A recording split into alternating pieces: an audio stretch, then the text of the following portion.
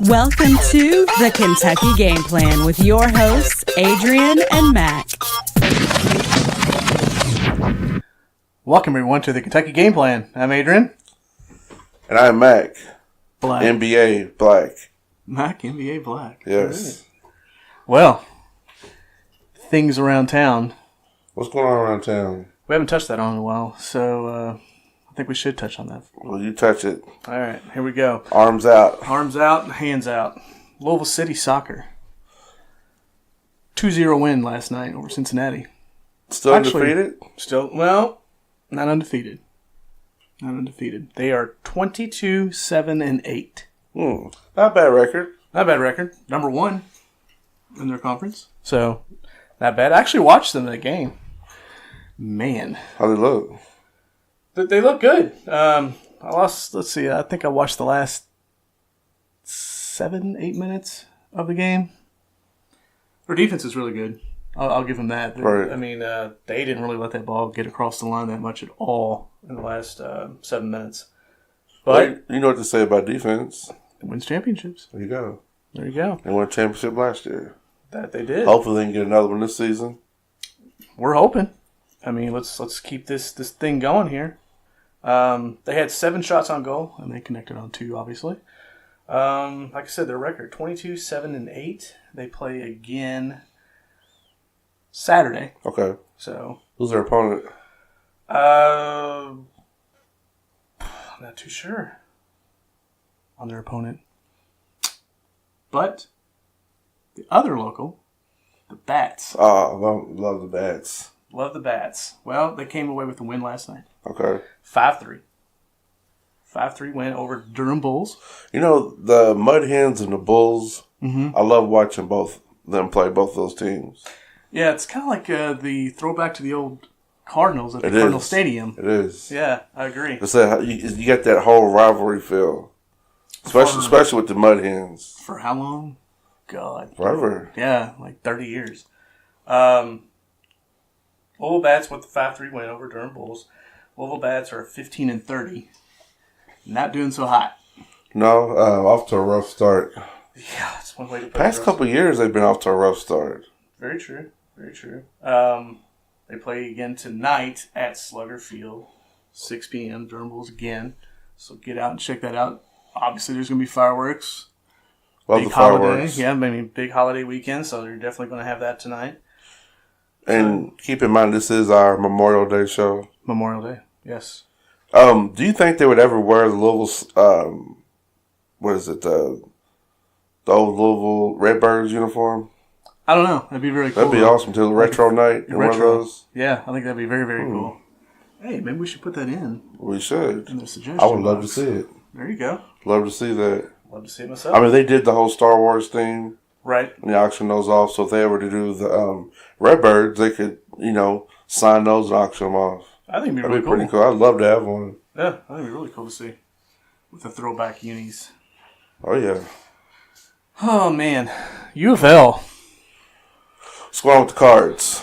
Well, as you know, the new coach, Chris Mack, is out there doing his thing. Yep, he's got the guys in the gym. They are working. They are working. Getting used to his system. Right. Yep. Another guy, Bobby Petrino. Not so hot last year. 4-4 overall ACC.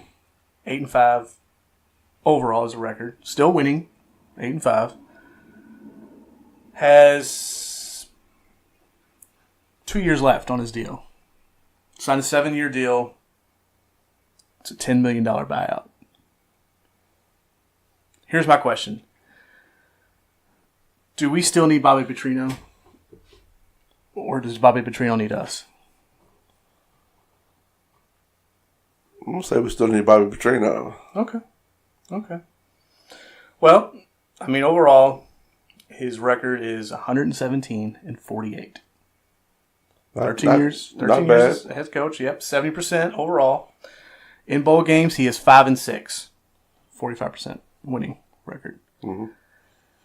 Conference USA in 2003 and 2004, he was 9-4 and 11-1. The 11-1 season, he was 8-0 in conference and won the Conference USA. Then when he joined the Big East in 2005, he was 9-3, 5-2 overall. And then 2006, he's 12-1, obviously 6-1 overall.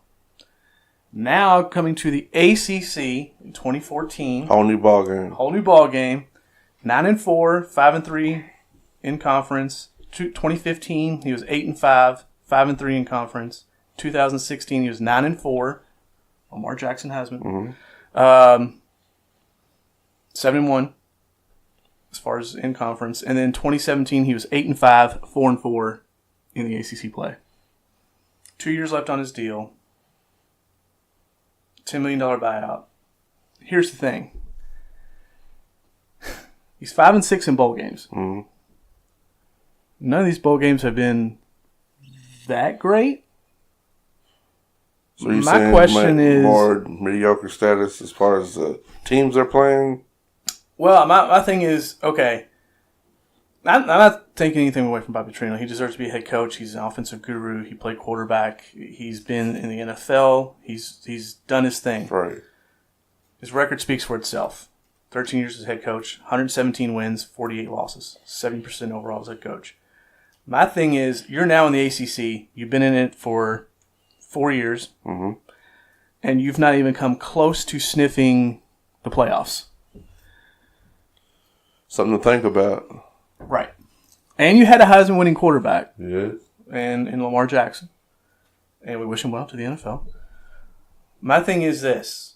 Do we need to look at something, I don't want to say like a hot name, like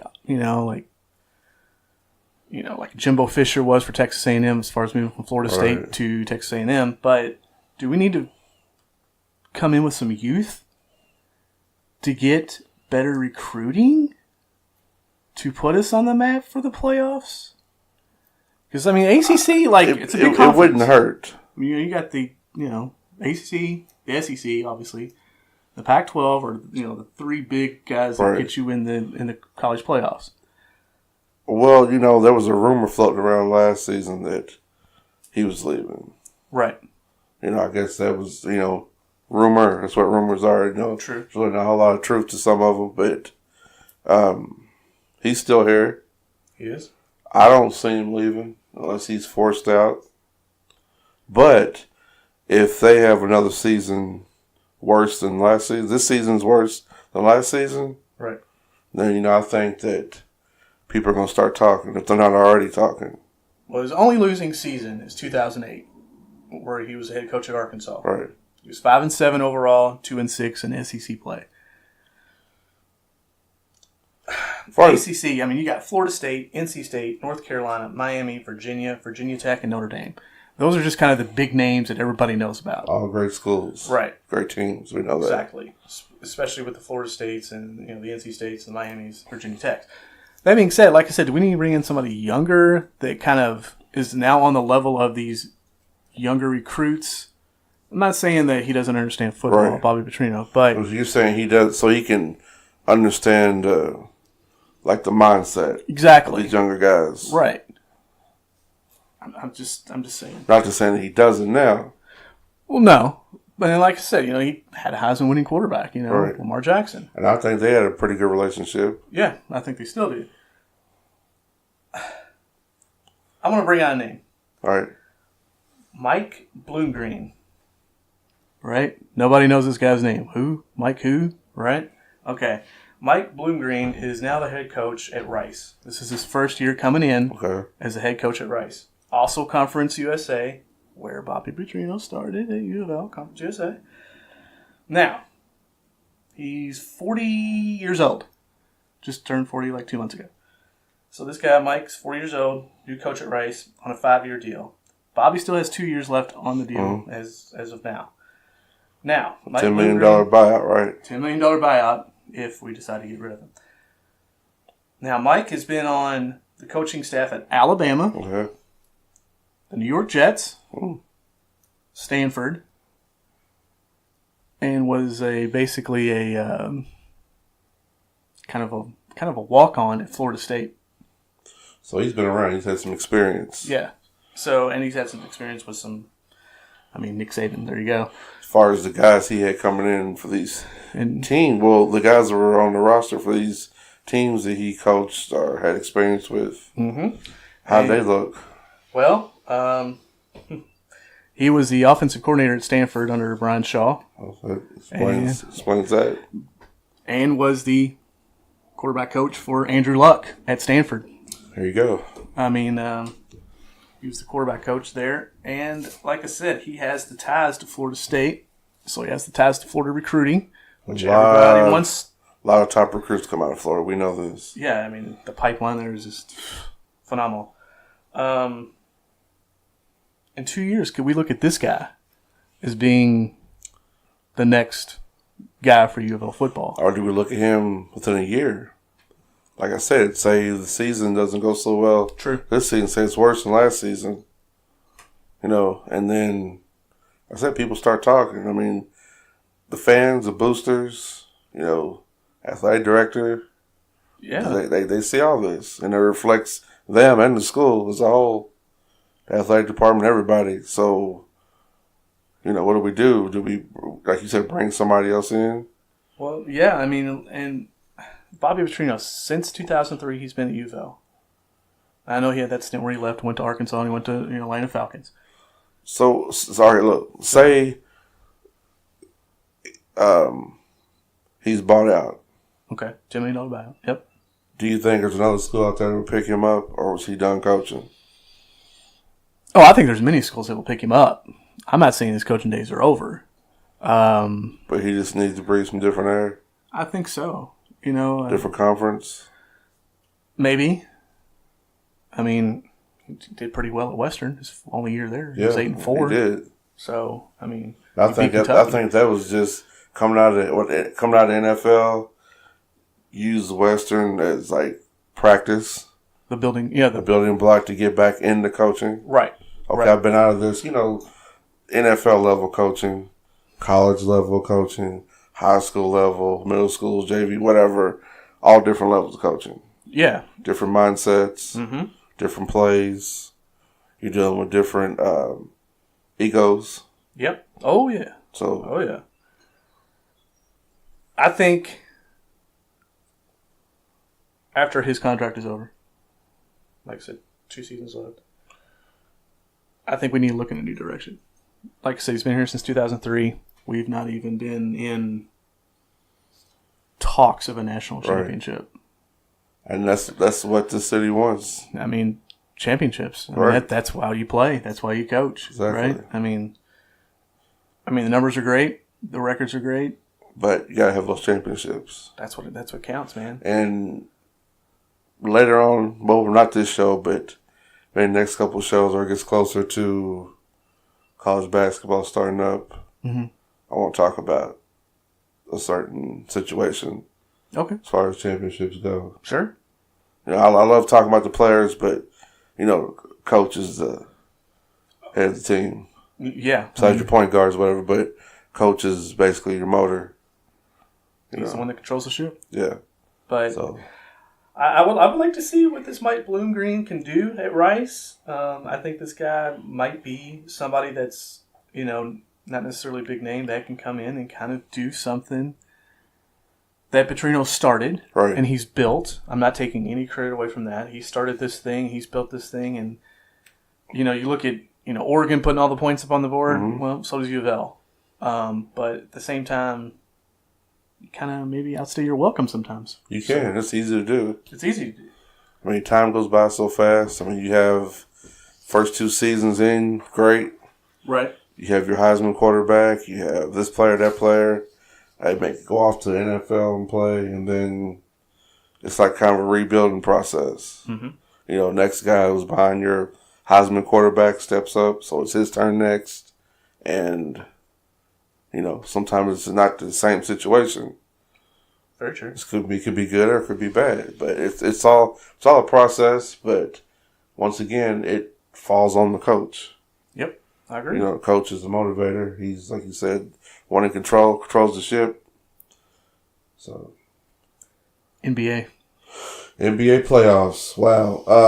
Finally, we got both teams tied Both conference, yep. Both of them are tied. The Rockets had a victory last night to tie up that series against. The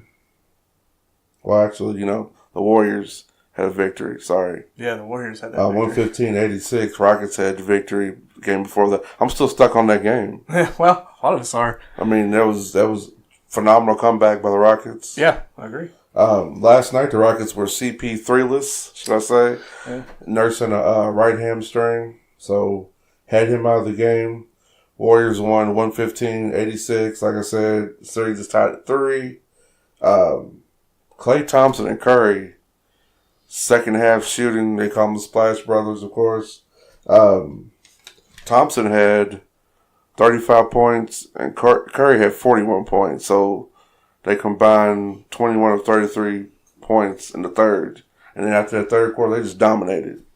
It's funny. Took over, dude. I was talking to a friend of ours, Spencer, and he was talking. He was saying, do you think both these series are going to go 7 games? I said, I think so. Yeah, not a question. I said, one thing everybody's got to look at is, Klay Thompson really hasn't showed up in this series. Nothing wrong with that because he's the guy that's guarding James Harden. Showed up last night, which is enough work in itself. I said, but when he catches fire, look out. Right. Yeah, I was like, he did. And he did. Like you said, 35 points, 9 3-pointers made. I'm not surprised by that. I mean, ridiculous. Well, Game 7, going into that, and then pushing it to Game 7, we know Golden State Warriors are NBA champs. Yeah. But they're being pushed to the limits by Rockets, which had the best record. Overall, regular season. So, what do the Rockets need to do with CP3 or without CP3 Game 7 to go ahead and knock Golden State out? What do they need to do? Make them work on the defensive side of the ball. I mean, you know how you make a team work on the defense and then their offense kind of gets sluggish because they're already tired? Then they take stupid shots. They turn the ball over. They make mental mistakes. That's what they need to do. Work them. Well, the Rockets seem to take a lot of threes. Well, yeah. Just letting them fly. Right. And we've seen Harden's difficulty here with the three-pointer. I mean, when you're hot, use it to your advantage. But at the same time, when you're not, you better find a way really quick to make this Golden State team work because you're going to be dead in the water. Right. And once Thompson, Curry get hot, it's pretty much over with. And we're not even including Kevin Durant in this conversation. Right, exactly. So, I mean, you factor that guy in who can give you 30 points any night of the game. Easy. Anytime. Like I said, I mean, you got to make them work. You can't let them get easy shots off. But at the same time, you got to stick to your game plan going into that game. This is what we need to do. This is how we need to do it. So, is this, with Chris Paul not being in, if he's not going to play Game 7, is this going to affect them? Oh, yeah, it's going to affect him. I don't see why it wouldn't affect him. I mean, that's your point guard. That's your all-star. That's your leader. I mean, nothing against James Harden. My whole thing is this. Chris Paul will play. I don't care if he's hurt or not. He needs to play. I don't care if he's hurt or not. I mean, he's not been this far in his career. Right. And he's had a stellar career. He has, and he's on the brink of doing something amazing. Exactly. I want to see him do it. Chris Paul will play. You know what? They're going to do it. Well, we both said that this Rockets team is built to beat the Warriors. Right. And there should be a logo. That's the shirt that it should be wearing. Right. For Game 7. Built to beat the Warriors. There you go. Yeah. Like you said, both we need royalties for that. Please. Yeah. Both conference games have gone to a Game 7, and that's the first time since 1979 that's happened. Yeah. That's a little impressive. History. Yeah. Andre Iguodala is going to be our Game 7. Okay. So you think it's going to make a difference? Yes. On the Warriors end? It will, because he's such a good defensive player. That he is. He's a really, really good defensive player. He's a veteran. He's won the championship with this team, so he knows the system. So, yeah, it's going to take effect on them. Because he's the guy off the bench that gives them their spark. Yeah. You know what I'm saying? Like, he's the guy that controls that second unit, and he's not going to be on the floor. that's going to be a big factor. Okay. Now, when the Warriors are knocked out, do you feel they need to change their core players, like the whole Thompson, Curry, Durant, Green? Do you think it's something that somebody needs to go, or bring somebody else in, switch that up, or you keep what you got? Well, I will try to keep with what I got. The reason why is, hey, it got you this far. You know, here's the thing though: Kevin Durant's a free agent. All right. He has the opt-out option to opt out and be a free agent and do what he needs to do. Think he's going anywhere. If he's smart, he won't go anywhere. But Kevin Durant's been a free agent before, and he's left. Yeah. So should have stayed. Should have stayed, in my opinion. I agree. But I mean, Klay Thompson, he's going to be free agent. So I mean, there's a lot of money to be spent. All right. But who do you spend it on? I don't know. You know, I mean, personally, I'll go with what got me to where I'm at. Right. So I would try to re-sign. If it ain't broke, don't fix it. Exactly. If it's not broke, don't fix it. Well, moving on to Eastern Conference, LeBron James, King James. Wow, what a prolific season 15 this guy's had. What more could you ask for other than winning a championship? Historic. I mean, that's all you can say. I don't even know where to start. I mean, series is tied. Game 7 is tonight. 8:30 on ESPN. Tune in. If you're not going to be there, tune in because this is a very big game for Cleveland. We've seen what he did. We've seen his energy in Game 6. Game 5, he was tanked.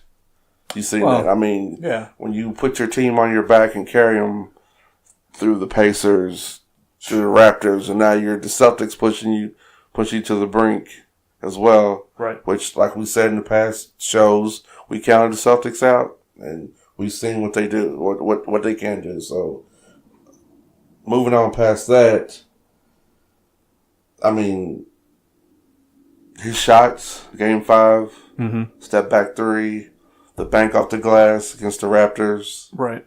And last night. Yep. Or the night before last, I'm sorry. The 3. Yes, the step back. And just got that shot perfected. And how can you hate that? Well, you know, everybody's been saying, how do you beat the Cavaliers? You make LeBron take jump shots. Keep him out of the paint. Keep the ball away from him. He's going to get in the paint. You can't keep the ball from him. Well, you keep the ball from him as much as you can. You make him shoot jump shots, and hopefully he misses. Well, yeah, hopefully he misses. Hopefully, yeah. I mean, but doesn't mean it's going to happen. Boston had a good game. Yeah. You know, but they had no answer for LeBron. No, and Jason Tatum has done everything he can as a rookie watching those games. Right. Like I said, he's a rookie. So, I mean, let's give him the benefit of the doubt. But that being said, LeBron's going to do what LeBron needs to do. You seen what he did, 46 points, 12 rebounds, 9 assists. That was, that's the 740th playoff game. Oh, okay. Wow. Series. Right. Oh, so, he was just, that's the most points scored that he has scored in an elimination game. 3 points shy of his playoff career high of 49 points. And dude played 35 minutes the other night before he got a break.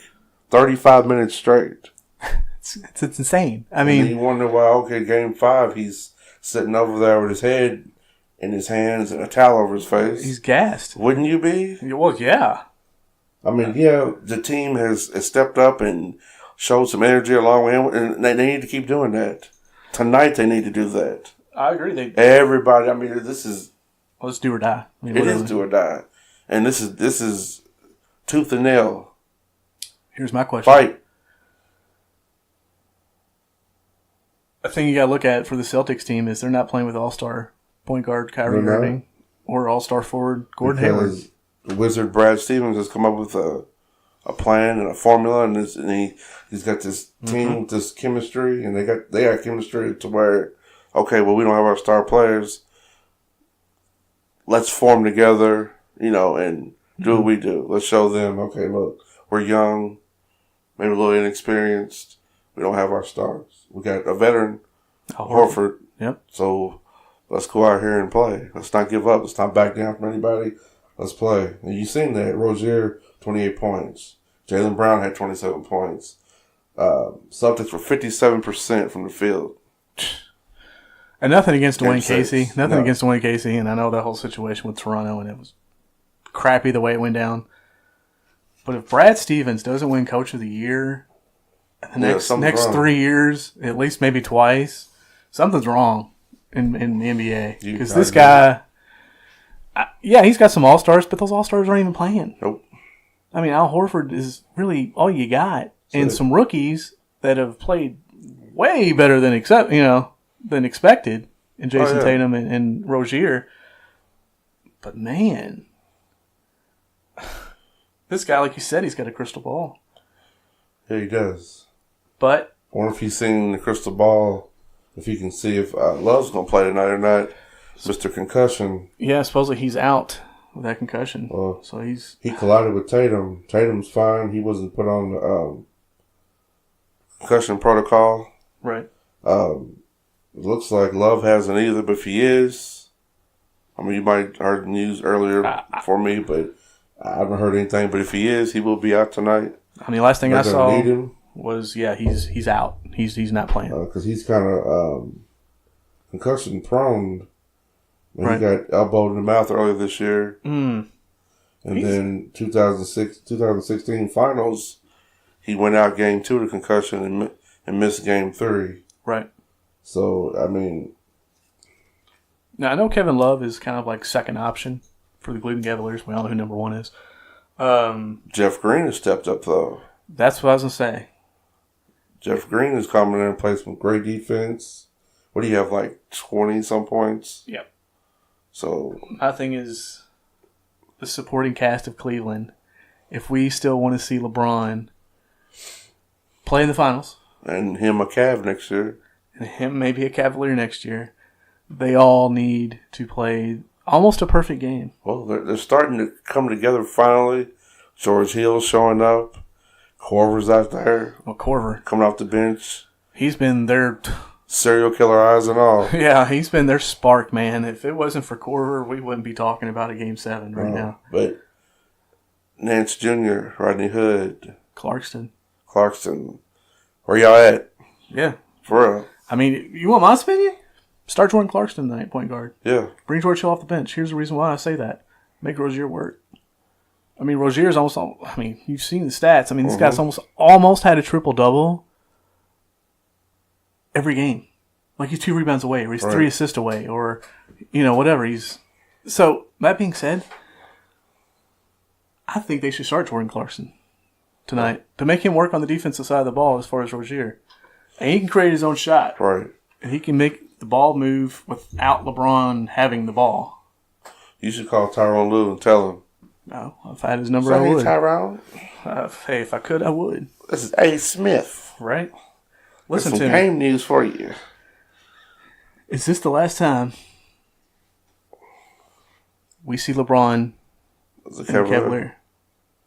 I mean, a lot of people talk about LeBron. He's overrated. I'm tired of hearing that. He's a drama queen. Whatever. But, I argue with you all day. Here's my thing.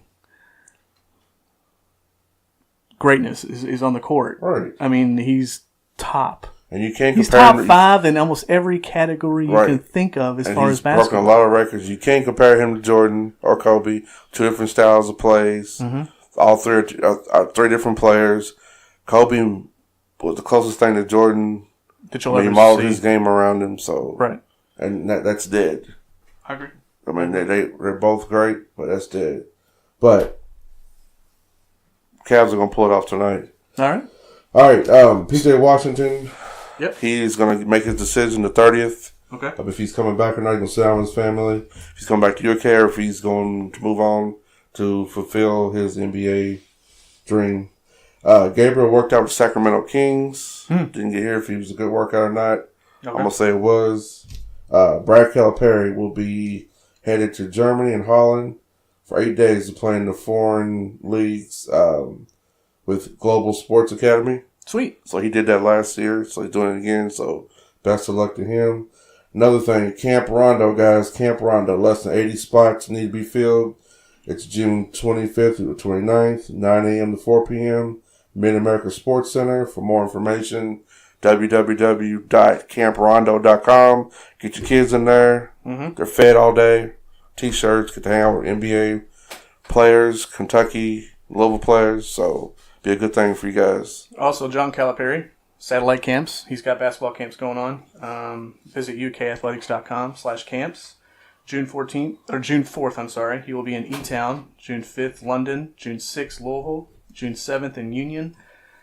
And June 14th in Danville at Boyle County High School. The camps run from 4 to 7 p.m. You will get a T-shirt, special prizes. They will be taught and work with UK assistant coaching staffs and ex-players. Autograph sessions with current players. Get out there. Do your thing with John. It's going to be a great time. Yep. Also, keep up with your boy Mac Black and Adrian Smith and the Kentucky Game Plan at Instagram, the KY Game Plan, Facebook at the KY.Gameplan. Twitter handle is at the Kentucky Game Plan. And don't forget SoundCloud, the KY Game Plan. I am Mac Black. I'm Adrian Smith. And this wraps up the Kentucky Game Plan.